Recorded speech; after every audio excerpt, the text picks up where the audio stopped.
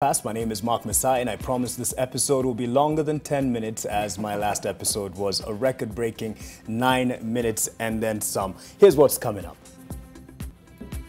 The media houses will remain switched off until we have completed some of the investigations that we are carrying out. Well, soon after covering the NASA swearing in, it didn't end there with the shutdown on media. 3 NTV journalists had to evade being arrested in what was being seen as intimidation.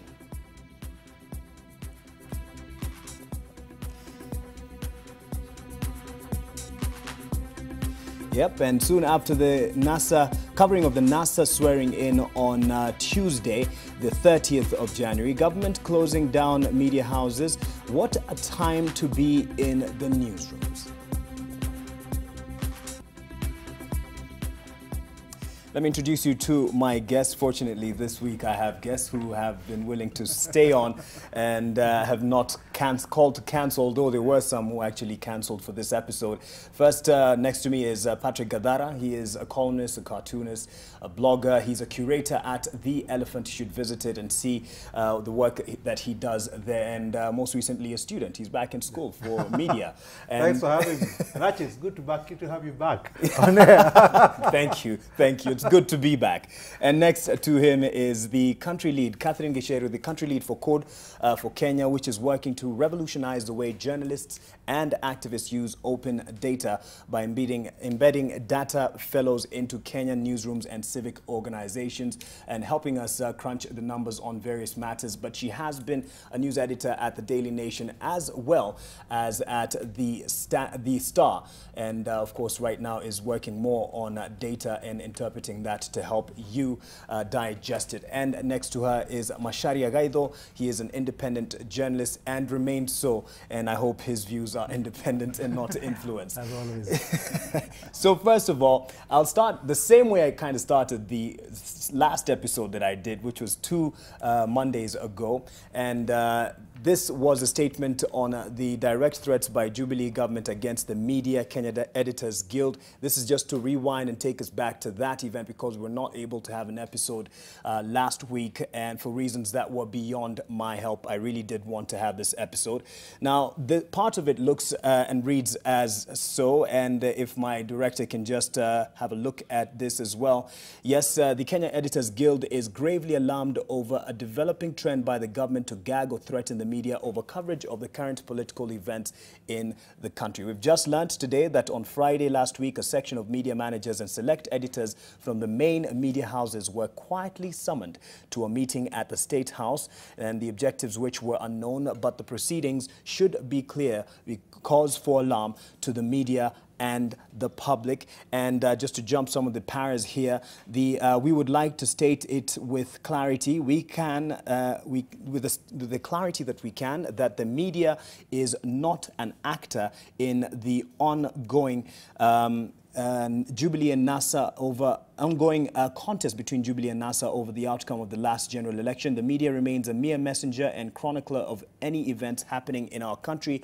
Our country's vibrant media is made up of competent professionals in journalists and editors that continue to make sound decisions on what constitutes news in public interest. Now, consequently, the Editors Guild condemns and rejects the threats, purported instructions issued at State House on Friday, and we call on all media houses and journalists to carry on their work diligently and to report impartially on all matters of public interest. And this was signed, of course, by the chair of the Editors Guild, Linus Kaikai.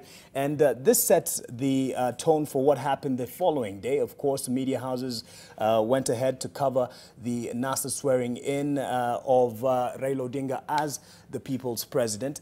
And true to the threats of the government, they did shut down the media houses that were doing this. Would you stand by, and I'll just go along the panel here, would you go by what Linus Kaikai, the chair of the Editors Guild, stood by last week and still stands by? Of course, it was disputed by the vice chair. Macharia.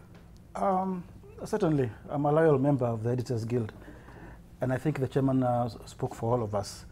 If there was 1 or 2 dissenters, that is given in any organization. But the chairman is elected to speak for the guild. He is a spokesman and he's a representative. So when he gives thought to such a thing, especially when there is no time to consult widely, he does have the mandate to speak. And it is instructive that a few days later we met as the executive committee of the guild and endorsed his statement. So that was the official position of the guild. So what the vice chair, who was in attendance at the State House meeting, said that this was not, with the endorsement of the executive committee, was inaccurate? It is true that the chairman had not consulted widely, as he should try all the time. But this was an exceptional case because it was on the eve of an event for the following day that we were being told not to cover. There was simply no time to consult, and he does have that mandate. The vice chairman disowned the statement, but I actually sympathize with him. One, because he was in that meeting. Secondly, I believe he could have been pressured knowing his employment. He is at the state broadcaster. He works with the state broadcaster. He could have been pressured to disown that statement, especially after he had just come from a meeting where senior managers, media managers had agreed to black out the event. And I think a very important part of what the chairman said is that these were selected editors, selected media managers. So it was not media representatives. People were called in depending on how loyal they are seen to be or how pliable they are seen to be. It was not media representatives. All right. Would you stand by this decision, Catherine, if you were in a position to give such direction? Yeah, I mean, you're not going to close your eyes or ears or see no evil, hear no evil, talk no evil. If something is going down, then you might as well report. I think it was wrong for anybody to try and issue instructions to media to tell them to give a blackout to something that big, because it wasn't going to be ignored by the people. So I stand by what the Editors Guild, the decision they took and the action they took. And it's also very instructive, like Macharia says, that I think the worst is that at this particular day and time in our history, somebody would imagine that we would, or the media would just kind of cower and just give in. I think this is the wrong time to try those kind of tricks. Right, but it was given, this directive was given in the name of national security. And you also hear a lot of this when there's like a terror attack. Given what happened, was it justified? No, it wasn't. I mean, it was a blatant piece of intimidation by the state in a manner that, frankly, the state has gotten used to doing. It's not the first time editors are being summoned to State House. You know, it's happened before. And I'm actually, I was quite proud that the Editors Guild stood up this time and said, no, it's not going anywhere. You know, I think the more concerning thing for me was the Media Owners Association, the people who actually own the TV station, radio station. Their chairman was there, and he seemed quite happy to essentially be dictated to by the state about what his publications and stations should and should not cover, which is really, really scary. I think it speaks a lot to a split between the proprietors of radio stations, and I think one might add senior management within our media, and our editors, you know, and the fact that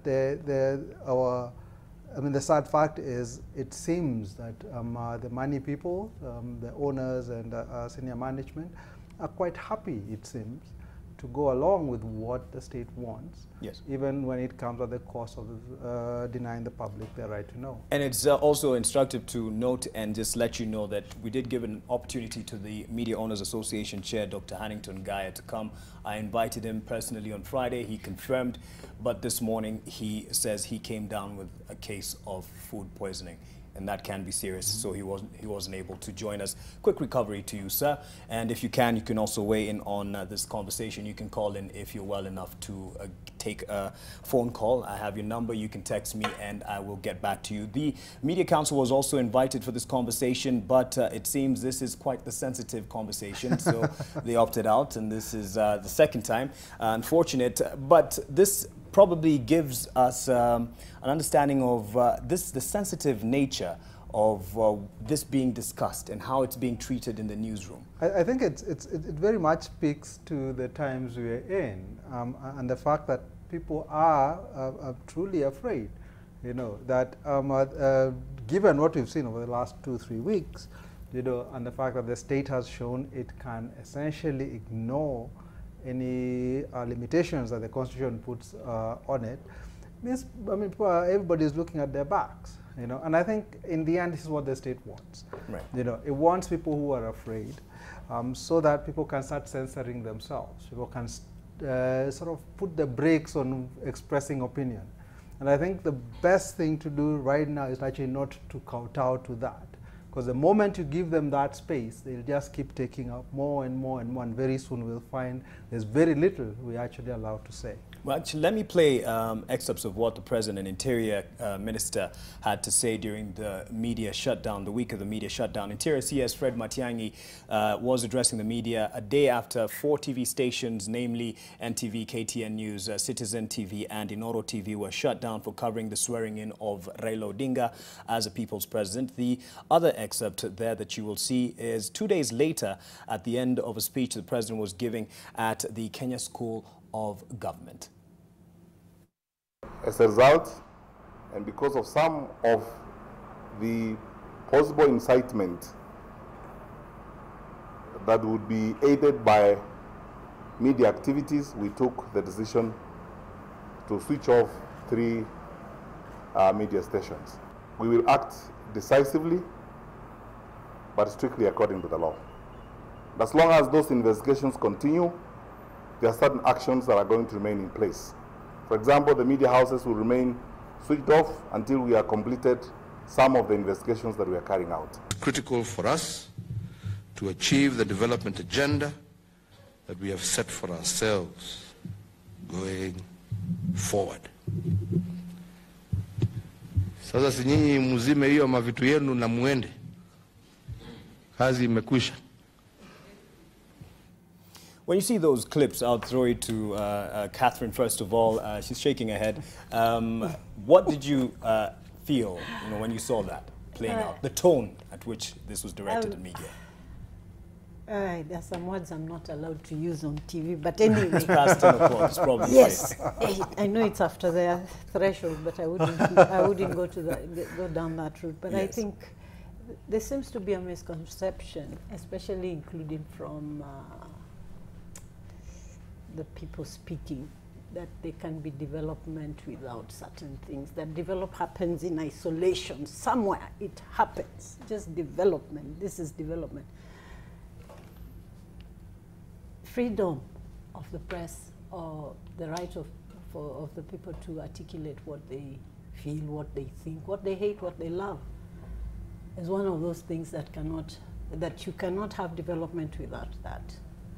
So first of all, I get a sense that they not only do they have no respect, not for the media per se, but actually for that, for the right to information, the right to express yourself.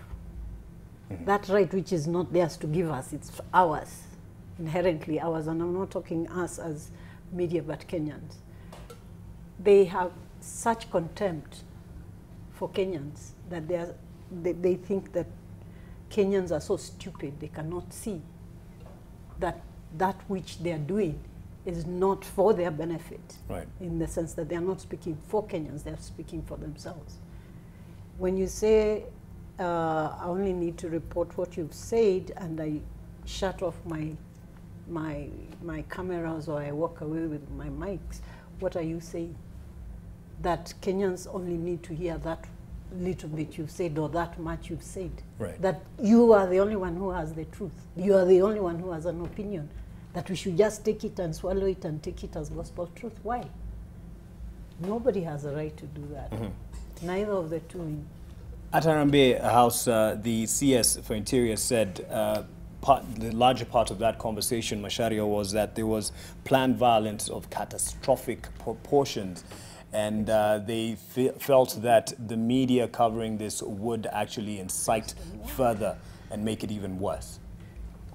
You know, those are the kind of statements that scare me, because they remind me so much of the Nyayo regime and how it would engineer all kinds of threats to violence, or even engineer actual violence so that it can be blamed on the opposition. The great thing about that day is that there was no violence and there was no police. And what does that tell us? That any time we have opposition activities, and I've been saying this in the past, it seems it is the police who engineer the violence.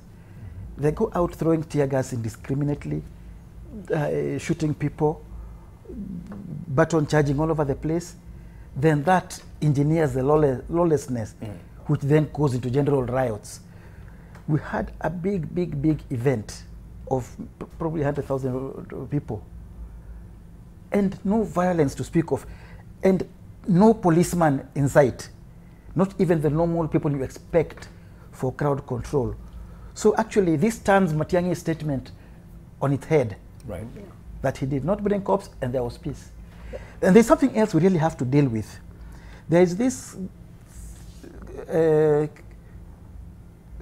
narrative they keep giving, that that meeting was illegal, and therefore broadcasting it or filming it is illegal.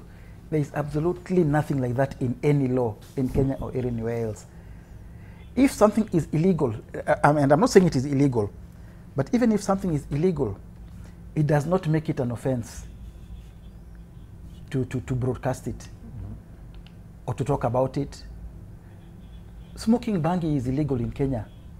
That does not mean somebody cannot film another one smoking bangi, or film another one advocating for the legalization of bangi. So there's nothing like this meeting is illegal, therefore it is illegal to film it. Nothing like that. Secondly, that incitement to violence. There is no incitement to violence in what you might call a legitimate political expression by the opposition. Right. It does not mean that if the opposition speaks, there will be violence. We're getting this thing about it is an illegal oath or this and that. Yes, you could call it what you want. But the point is this: we are long past the days when you could have only one president. What do you mean? Just clarify on that. Today we have a president of the Rotary Club. Okay. We have the president of my local cattle dip. Yes. You have the president of the PTA. If somebody wants to call himself people's president, note that he did not say he's the president of the Republic of Kenya and commander-in-chief of the armed forces. He simply called himself people's president. Muhammad Ali called himself the people's champion at the time when Joe Frazier was the world heavyweight boxing champion. And he was accepted. He did not become the official champion until he actually dethroned, not Frazier. I think that by that time it was, what was his name? The big guy in Kinshasa. Rumble in the Jungle. George Foreman. But him calling himself the people's champion did not mean that he's mounting a coup against the person who is seen as Macharia, you've got so far. Sonko at one point in the last few years declared himself president when Kenyatta had gone for his trip to The Hague. You know, you never had any suggestion that he was going to be charged with treason. You know, so there is quite a lot of double standards and, quite honest, BS being thrown around. The CS was suggesting that NASA people were planning to massacre themselves and then blame it on the police, you know, which is truly idiotic, you know. And yet, till today, we have not seen a single person arraigned in front of a court for planning a massacre. The other thing it's is, not there. They're raises, making up things. It also raises a question: if they were privy to information that harm was going to happen to people, why would they withdraw the security? Right. Isn't that the role of the police, to protect property and life? Right. So is it that they had this information, but they did not act on it? If anybody needs to be taken up, or anyone needs to be responsibility is them for failing to act on what they stand for. When we talk about public interest, and they claim this was treason, and we're covering treason, to whose public interest would this be then? Okay, I have issues when somebody says national security, because especially most times national security is the state that says this is an issue of national security. Determining what is national security is not open to any conversation. It is them to say and you to believe. Public interest, whose public interest were they serving? Are those the ones who are there not public? The fact that you and me can disagree or agree to disagree, that if you are 100,000 of Catherine and 100,000 of you, and you say one thing and I say another thing, who are they to say that only you is right? So therefore, it is your public interest. Whose public interest were they serving? So is it a select few, or were they just... Treason is such a serious offense, right, that if there was indeed treasonous acts being committed, first of all, you would go for the principles. Yeah. Not arrest some bystander, charge him with some funny offense, and then release him on 50,000 shillings bond. Secondly, this thing of national security, it has been used as a cover for all kinds of evil. Yeah. Okay. Let me tell you, Uhuru Kenyatta and William Ruto may be facing a political threat or a political challenge. Yeah. That does not make it a national security issue, not at all. So they are misusing the bogey of national security to serve their own political ends. The same way national security was used to justify the Goldenberg scandal. It was a national security project. Yeah. The same way national security was used Anglo-leasing. It was a national security project. It's the same principle. Right. That you can use it, first of all, use national security to hit out at your political foes. You can use national security as a cover for theft of public resources. We're in the same kind of situation right now. Okay, but there are instances where national security is indeed a reasonable justification for us not to perhaps cover things live, if in terms of an attack to the nation. Again, this is not a call for the government. The government should make its case, but it's up to editors to decide whether or not they agree with the government that this is a case that they should not cover live. It is their choice. The problem here is when you leave it up to the politicians and to the people in power to decide when they can be covered and when they can't, and what can be covered and what can't. Right. So I think it's really up to, I'll give you an example. In the US, when they released the Pentagon Papers, the New York Times and Washington Post, and there was a big issue, with the government shouting that, this is national security, you can't release this, and it's like their secret history of the Vietnam War, you can't release this, and they had to make the case to the editors, and the editors frankly refused, it went up through the court case and they won the case, And my point is, you cannot allow government to be the arbiter of what media covers. You will never hear anything. You will never be told anywhere where it goes wrong, and they will always instrumentalize, as they have done. We have seen it throughout from the times of Westgate till today, where they instrumentalize the idea of national security to try and cover up, where they've gone wrong. Remember, John Alanamu and Moha were threatened. The police were looking for them for essentially revealing that the KDF was looting Westgate.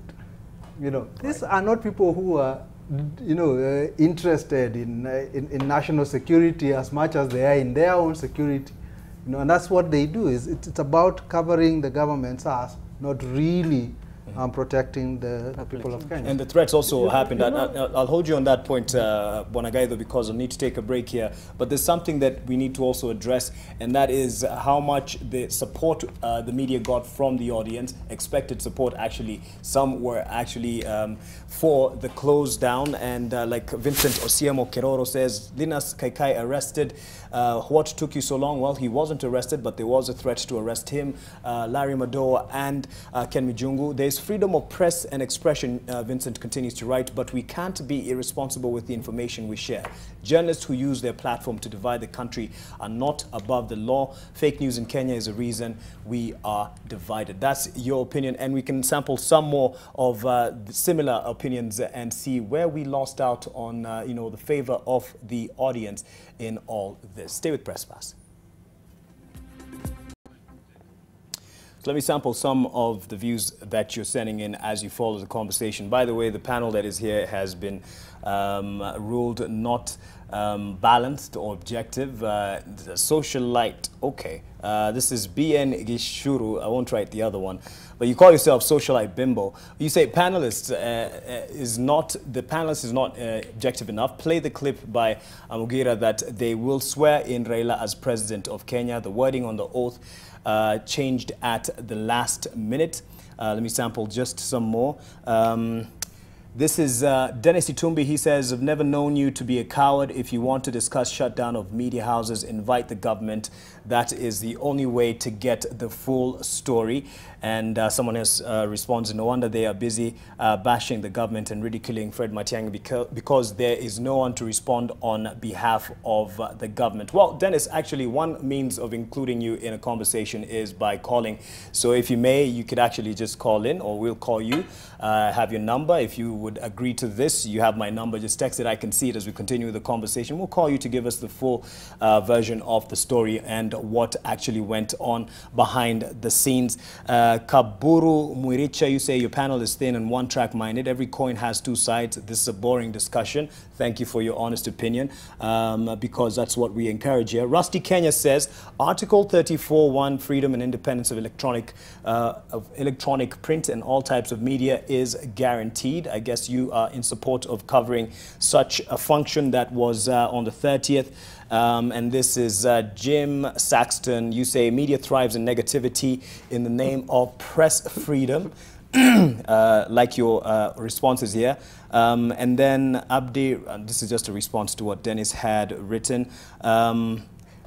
This is Cornelius. I love Press Pass, but today I totally disagree with you people. We have seen not once or twice where our Kenyan media has disregarded all ethics laid down on earth. You are not saints. Actually, on this particular point, this is what Cornelius has brought up, and it echoes what many had written. And there was this notion that perhaps we need to reflect with the time that we were off air, that media needed to reflect. First of all, why do you think that we didn't quite have the support that you would expect from people if indeed we were feeding them with information as we are meant to as media? Why wasn't there such a huge hue and cry over it? Yes, there were some activists who did make noise about it, but for the people, the masses that we are meant to be serving, they didn't quite come out in large numbers to protest. Well, I think we've got to separate issues. Yes. Now, number one, criticizing the government for shutting down the media does not mean that we think the media are saints, or I think the media are saints. I've been on this show plenty of times saying they are not. Yes. And I think to answer your questions, is that the reason why you didn't have too many guys going out and supporting the press is because a lot of guys were of the opinion that the media essentially was being made to lie on a bed it had made, so that it had coddled this regime, pretty much from when it came in 2013. It had refused to hold it to account for long periods of time. I think it's really behaved as if it could make the government its friend, and that's what it tried to do. And I think in that sense, it alienated lots of people. I think how the media carried itself off in the run-up to the election, to the August 8th election, yes, running the PDU ads, etc., was atrocious. And people saw this and people remember this. And I remember I tweeted once, I mean, in that period, I was saying, this media will come a time when they will come asking to, you know, for the people's help. And people will remember, you know, all of this. So I think for media, yes, it needs to introspect. But it's to introspect about its own behavior and whether it's actually tried to court the government at the expense of the support of the people. And it's a choice you make.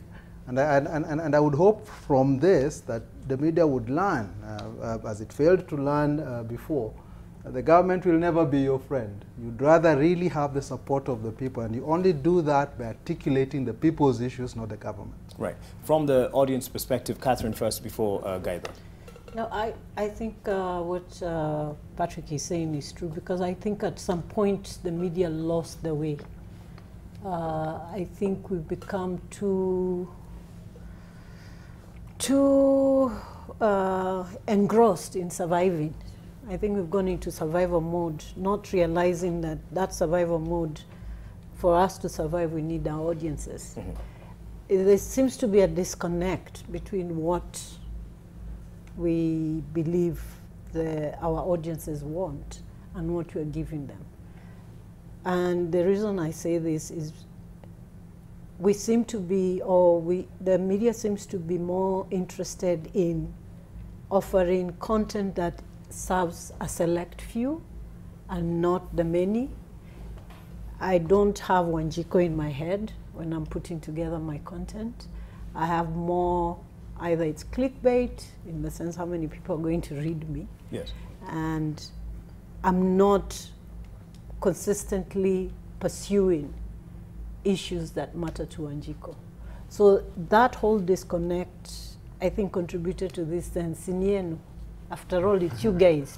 I don't feel I have anything at stake. And we are not also able to explain what this shutdown means in the bigger space for Wanjiko. What does that mean? It's not that you won't see TV or you won't read newspapers or you won't whatever.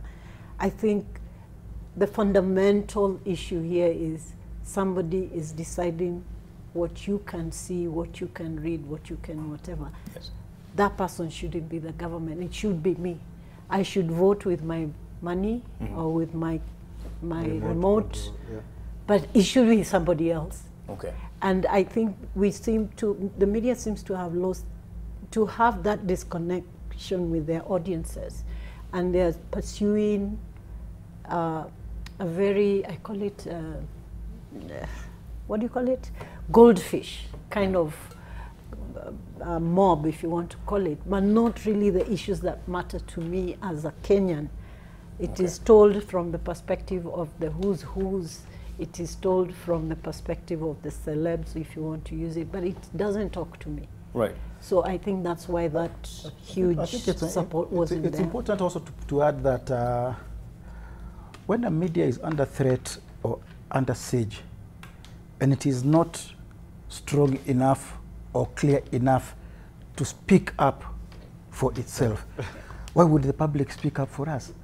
What the public saw is a media which was actually in collusion with the government to castrate themselves. Right. As simple as that. Secondly, I went through a lot of the comments on this thing. And it is true that there are many issues, and the Kenyans do have issues about the media. There was a time when I think we could confidently state we were the most trusted institution in Kenya. And that was shown by survey after survey. But I think that level of trust is going down. And that, first of all, the media landscape is changing. When we talk of the media, we often think of the mainstream media. Yes. And here you're talking just about 3 or 4 big media groups. A lot of Kenyans today are not consuming that mainstream media, particularly the younger people. They are getting their news from social media and everywhere else, not necessarily the mainstream media. I think I have to disagree on one level. Yes, the young people might be, but a lot of our people are still watching, and they're still if they No, the can get the surveys have newspaper. The surveys have shown the Right, opposite, yeah. that there is still legacy media, as we call mainstream, if you want to It's a call main it that. source of There is still a main source of news for a lot of But people. that level of trust has gone down. Yeah. And why is that? The media for a long time stood as the conscience of society or the watchdog of society. Right. But I can tell you now, the media is seen now to be caught up in our normal ethnic, political, commercial feuds. And I can take you back to the issue over the shift to digital. The media made a big mistake, first of all, by seeming to resist it. Secondly, by resisting it not on the grounds of freedom of information and all that, but almost on purely commercial grounds. That we'll be losing out. And even today, a lot of people see whatever the media is doing in terms of the media is more intent on protecting its commercial space. Yes, it is under a lot of pressure. It is under a lot of commercial pressure from the government and from big advertisers. So it is now more keen to protect its commercial space than to fight for what it was founded. Let me also, yeah. I just wanted to say one thing. I think the reason why the media is where it's at this particular moment is also, I mean, it's because we have failed to move with the times, in the sense that we are not taking advantage of what is available right now, and therefore reinventing ourselves. We are weak because we are still dependent on the old business model. We are weak because we are still hoping we'll get the 1 million plus readers, because we are still thinking old school. We need to move from the time where we were counting circulation by the numbers to a time where we are looking at how else can I leverage? Yes. What else can I leverage with this new technology so that I get new audiences? And if I get new audiences, what am I giving them? Yeah. How do I get a more intimate knowledge of my audiences? I think because we've got stuck in that time warp, we are finding ourselves getting weaker and weaker, and when government decides everything, down. all the ads go through, then you're in trouble. And I think because we are struggling to do that, that's why a lot more emphasis is placed on our commercial interest, and we are forgetting why we exist. But actually, someone said that some of the comments, and as you respond, and before we take the other break, that we were moping for nothing because we weren't really shut down. We were still online, and if we're claiming that our audiences have gone online, we have more audiences online, then we're moping for nothing that we were shut down. That's actually not true. The fact is, even online, your audiences are still quite limited because bundles, they cost, and not too many Kenyans can afford to buy them. But what I was going to say is, I think the media needs to go back. It's just where Catherine ended. It needs to rediscover its reason for being. You know, I think we went from selling content that people wanted to trying to sell the audience, so that our product was the audience to the advertiser. Yes. You know, and we need to rethink that and to say, why is it that that audience came to us in the first place? You know, it's because you gave them relevant content. You're able to ask the questions that required asking. You know, and once we step back from that, then that audience will dissipate, will go away. You know, giving them what they came for. You know, and your advertisers will follow them. You know, they'll take off. The second thing is we should. I'll repeat. We have to separate issues. Yes, the media has been pretty bad. Has done some pretty awful things. But that in no way excuses what the government did, you know, and it doesn't make what the government did any better. Yes. Yeah. You know, we've got to keep that in mind, that the assault that we saw on the media was an assault on a constitution that we all passed, you know, and the moment you tell the government that it can ignore certain aspects of that constitution, then nothing in it is safe. And this is the document that protects you from it, you know. When you think about how what used to happen in the Moi days and stuff, and why we insisted on having these protections written into our constitution, the moment we allow government to ignore them, we all immediately become targets, we all immediately become much, much less safe. Yes. So it's not a NASA issue or a media issue, it's actually a Kenyan issue. Right. Macharia, you want to say something? I think we have to recognize that while people may have their own reasons for being dissatisfied with the media, whether it does not serve their purposes, also a lot of the reactions we are seeing are not based on the actual event of that day, on whether it should be covered or not. Right. They are based on inbuilt prejudices. I am Jubilee. My tribe is Jubilee. My party is Jubilee. Therefore, I will go with the Jubilee position and say that the media must be hit. Mm-hmm. I am NASA. My party is NASA. My tribe is NASA. Therefore, I will take the NASA position. And you could see that very clearly. Right. Now, when it comes to that, Jubilee has an inherent online advantage because it is has supporters, I don't know if they're supporters or their bots, who are very well programmed to react instantly to anything. Right. I think even today you will see some reactions which you can see these are orchestrated. Enough reactions that we've had, actually. And something else that I want you to but react to. There's something people should realize. Real quick. When the government assaults the media, it is not an assault on the media. It is Kenyans. It is an assault on Kenyans and their right to information, and their right to communicate, and their right to impart and receive ideas. Today you may support some dictatorship because you think it serves your purpose. you own a share of power because your party is in power. But forget that tomorrow somebody else will be in power, and you will be crying for support from the media, you will be crying for support from the courts, you will be crying for against violation of your human rights. Yeah, as simple as that. I have seen this movie before, to be quite honest. Yes. This has happened in Kenya over and over again. But someone also might say, I really, wouldn't give a hoot of what happens to media. I get my information on social media. I don't get it from, the mainstream media anyway, so you're irrelevant now. Yes, we hear that all the time. But the fact is that on social media, you never know whether that information is verified or not. In fact, you just use it to get the breaking news. Then you wait for it to be verified.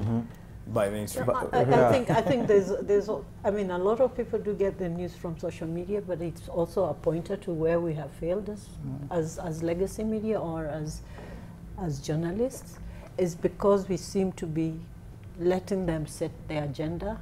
We jump onto things which are social media break the news, but to contextualize or put things in perspective or to even go in depth, that is what we should be doing. But we're not doing it. We're actually doing the same thing that we're getting on social media. And that is now where I think the rain beats us and continues to beat us. And we need to get out of this storm. And because we cannot compete yes. with the speed at which social media can. We need to rethink how we are doing our work. All right, I need to take another break here, and we'll be back with what others are saying. And some are saying we started ceding ground from that breakfast that you attended, Macharia. We'll come to that, yes. We'll come back with that and more responses, and just on social media right after the break.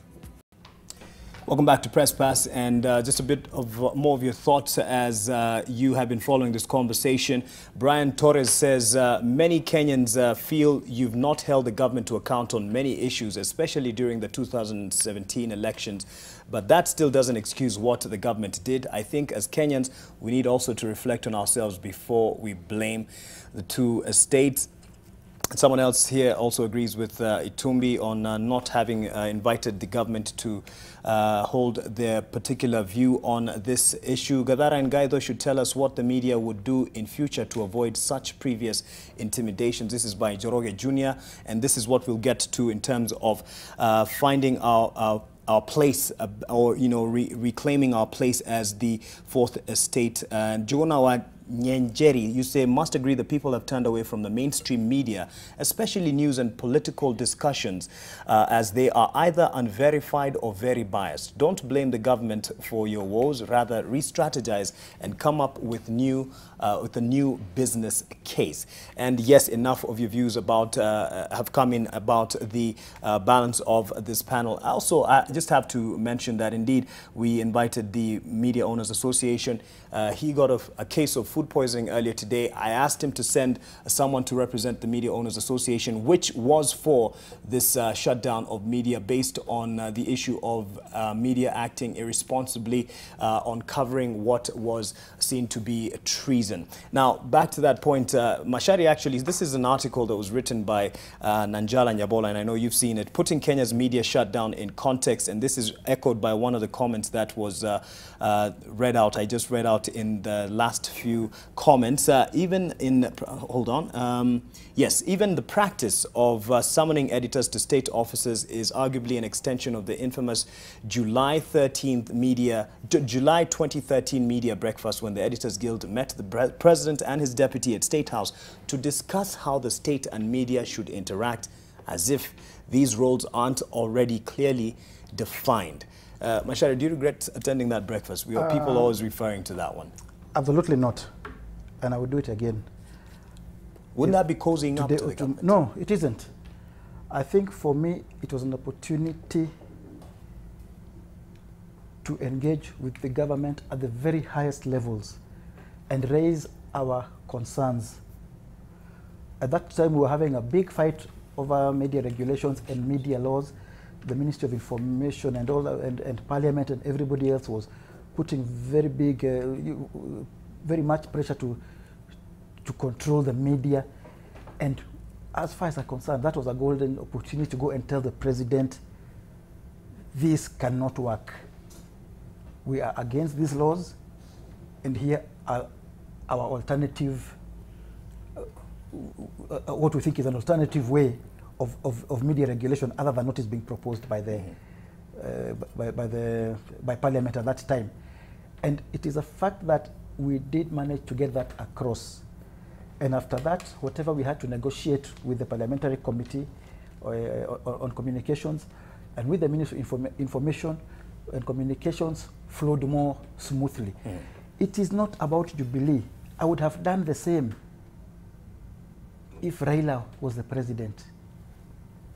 And even today, since I am not disputing that Uhuru is the president, and I'm not disputing who is the occupant of State House, if we are called as the Editors Guild or any other legitimate media representative body to go and engage, we will go. If tomorrow Raila is the president and we are called, and we are not disputing that he's the legal tenant of State House, we will go. There's absolutely no contradiction there. The thing is that it was very clear from the beginning, and I made it clear. We are not, first of all, it is an open meeting.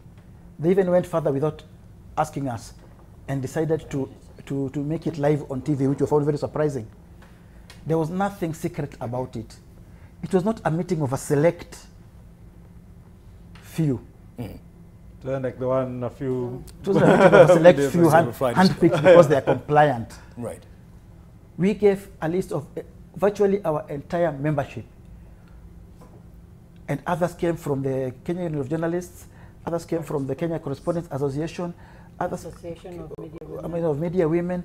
It was a very, even the media owners were represented. It was not secret, it was open.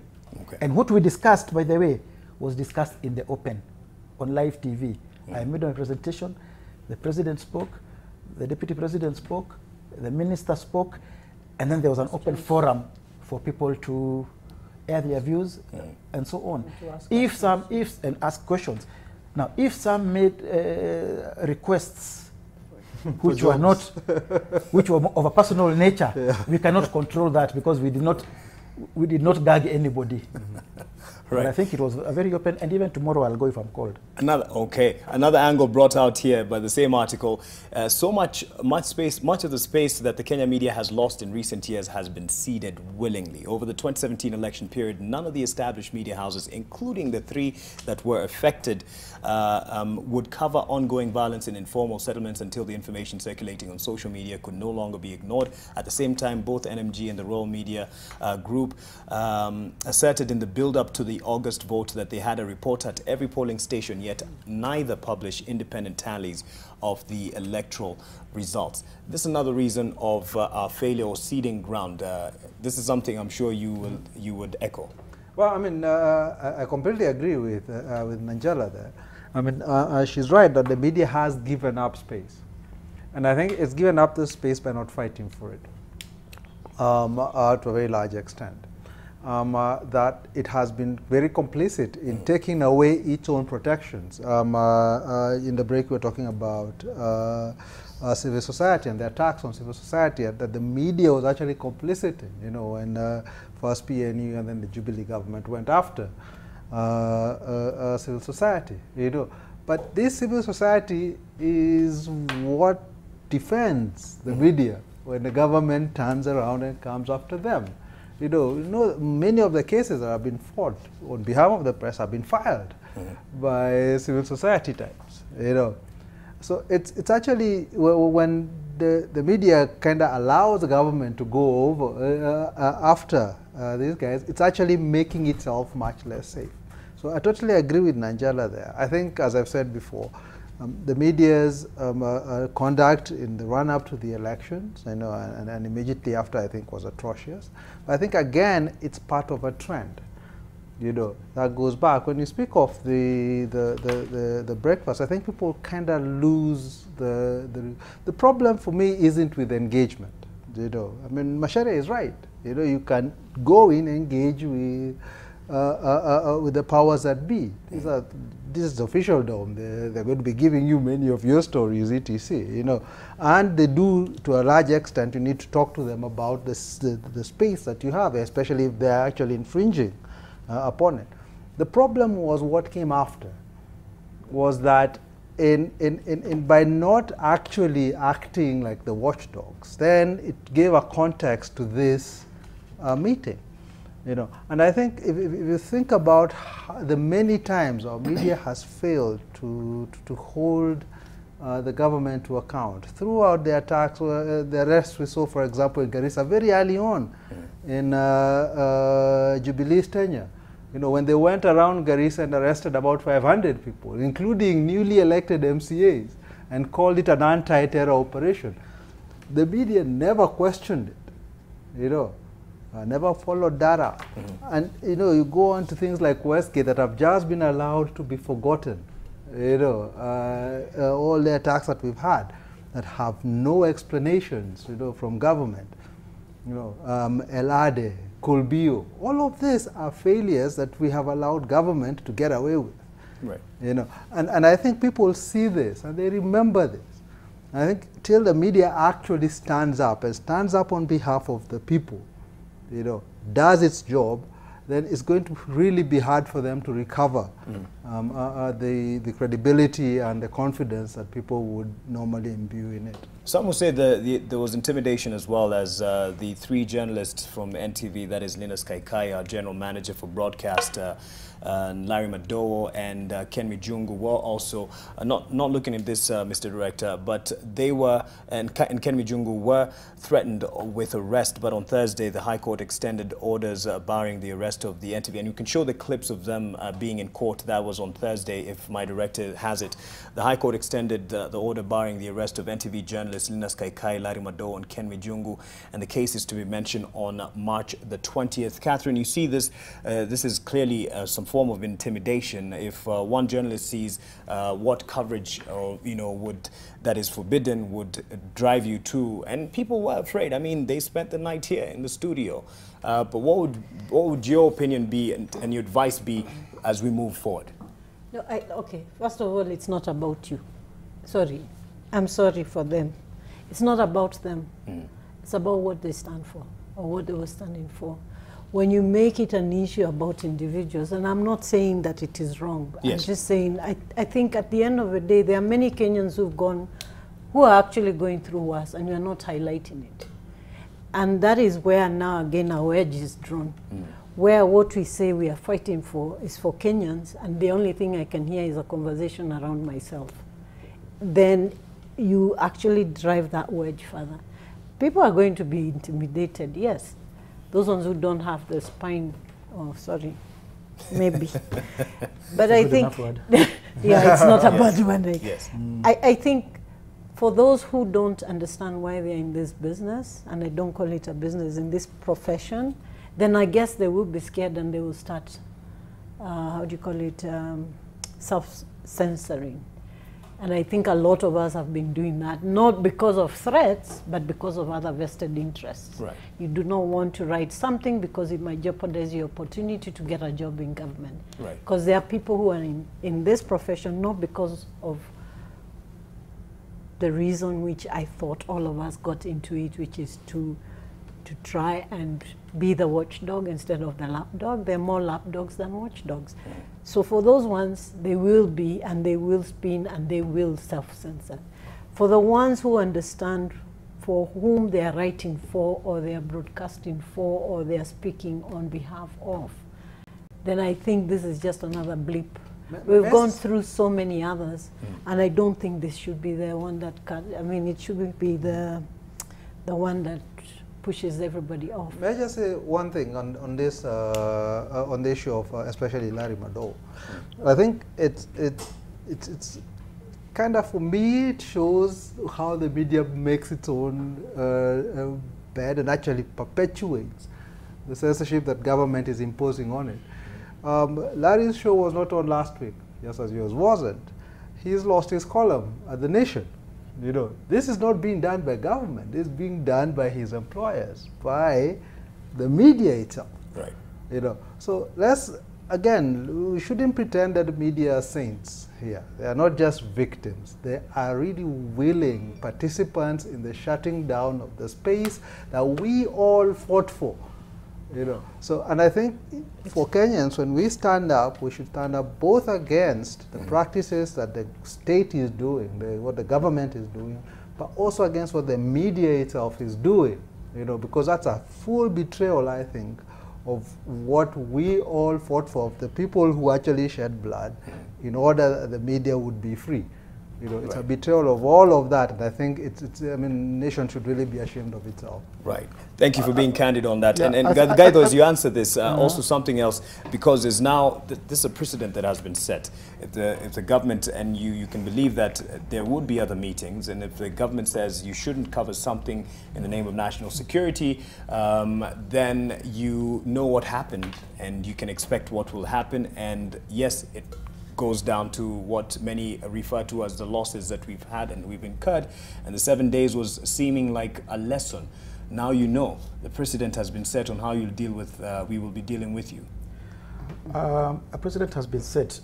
It remains our challenge as media, that when there is another opportunity to cover a matter of great national importance, we still do it despite whatever threats and despite whatever losses.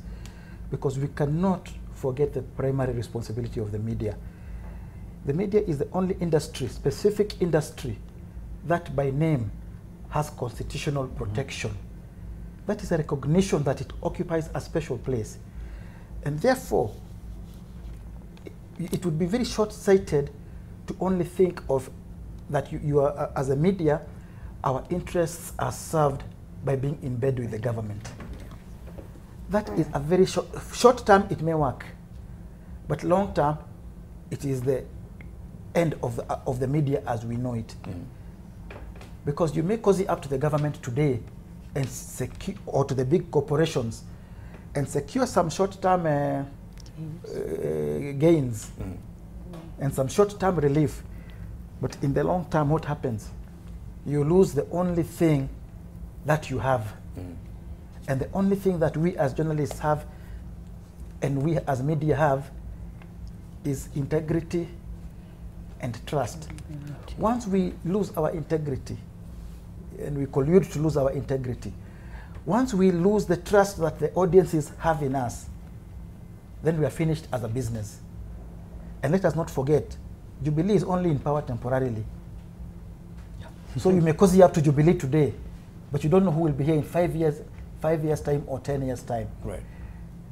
And you may cozy up to Jubilee and lose the readership or the viewership of half the country. You may cozy up to NASA or COD or whatever and gain one side and yet lose another half of the country. Ours, I think, really is to address the whole country. Okay. And to address issues without allowing ourselves to be handcuffed by short-sightedness. And we can expect that of your column every week. My column will be there every week until and it will never be moderated by anybody other than me. When that happens, then I take a walk. All right, thank you, Macharia. Now, your last comments, especially to because you deal a lot with the data and what is actually the facts from the ground in terms of what people are consuming, but not just that, but the trends that we should be taking up in terms of our reportage. I think we need to be a bit more aware of where the industry is or where the media ecosystem is at the moment and where we should be going. Somebody has misquoted me claiming that I said that everybody is reading stuff on social media. We are not yet there. Mm-hmm. I think we need to take cognizance of social media, but it doesn't determine what good journalism is or should be and what we need to keep, what we need to be doing. Yes. The whole idea behind using technology or applying or taking advantage of the digital technologies is to be able to actually not only understand intimately who our audiences are, even as readers, not on social media, but actually then being able to use information that the government is putting out there, but they don't think you know how to read it, and deliver it in such a way that it matters to somebody. Right. We've been talking about all the stuff they say, it's national security and all the rest of it. But a lot of the information that Kenyans need to get is available. How do we get it to them? And how can we avoid this being accused of misleading or misinforming? The information is out there, the data is out there, just use that information. Right. And I think at the end of the day, the journalism we've been doing, good journalism doesn't end. It's the mode of delivery that changes, distribution. Okay. So whereas it was through newspapers, 1,000, 100,000 copies per day, you can do 4, 5, 6 different things with the same content. Okay. And if it is good, people will buy it, people will subscribe to it like they do with other organizations or other outlets.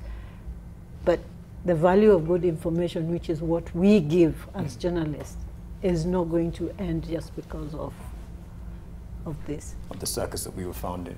Now, just the last comment, 2 minutes, and someone is asking if you have shares in Press Pass because they see you a lot. No, he doesn't. Gathara, I mean, is it all lost for the media, or what, from your standpoint? No, it's not all lost. Actually, I think it is a huge opportunity for the media. It's just that the media is not taking it. Yeah. It is a huge opportunity for them to draw their lines in the sand. You know, once the government comes after them, then, I mean, basically they could say all bets are off. You know, we are going back to what we should have been doing in the first place, to standing with the people, to informing, to actually doing our job. You know, so this could be that moment when people stand up. Yes. You know, and then they regain that confidence because they did it. You know, it's not going to work when you stand up when it's safe. You know, right now is a time to actually show what you're made of. Right. And I think if the media takes that opportunity, if it stops going down this path that it is going, you know, it can very easily turn this around. And I think in the end, the one thing that the media needs to recognize is that its protection won't come from being friends with the government. It will come from being friends with the people. And if it stands by the people will stand by it. And if the people stand by it, there's very little government can do to it. All right, let me direct some traffic to your platform, the elephant.info. If you are bored with Press Pass, which many have been feeling the same today, I'm very candid about this. You won't love every conversation that we have or every panelist that we have. Perhaps they don't hold a view that you would desire, but that's the point of this show. He has conversations, similar conversations, actually some that are deeper than what we have here at Press Pass. And he's still doing his cartoons. I hope no one scared you off the No. Star or the Daily Nation. Perhaps you were too strong with your expressions. But yes, thank you for your time, Patrick Gathara, Catherine Gicheru. Code for Kenya. You can find that platform on Twitter and see the work that she is doing, breaking down the numbers. And it actually makes its way to some of the front pages in terms of their data journalism. And Macharia Gaitho, yes, he says he could go for breakfast tomorrow at State House, but stand for media as being part of the Editors Guild. I hold no brief for neither the government nor the opposition. I try my best to hold a brief for journalism, the practice. If I failed you as a viewer, forgive me. Let's see you next week, if you will allow. Thank you on behalf of those who made this possible. Good night.